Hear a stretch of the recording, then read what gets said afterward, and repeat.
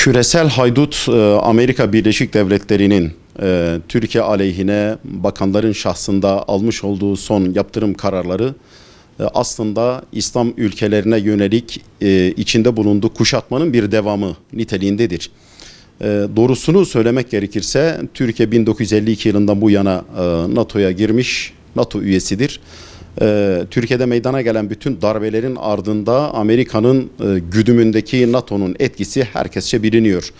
15 Temmuz'la birlikte Amerika'nın darbelerdeki rolü açıkça ifşa olmuştur. Bu gerçekleri de, bu tarihi gerçekleri de göz önünde bulundurarak Türkiye'nin son yaptırım kararlarına karşı hiçbir şekilde geri adım atmaması gerekir.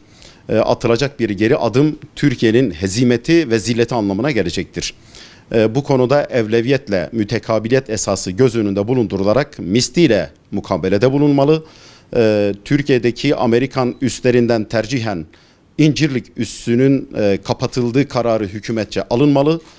Zaten Amerika tarafından fiilen sona erdirilmiş bulunan stratejik ortaklık meselesi Türkiye tarafından tek taraflı olarak resmen de sona erdirildiği ilan edilmeli ve Türkiye Amerika'nın küresel haydut Amerika'nın hedefinde bulunan özellikle İslam ülkeleriyle bir dayanışma içerisine girmeli ve dünya çapında küresel haydut Amerika'ya karşı bir küresel cephesi geliştirmelidir.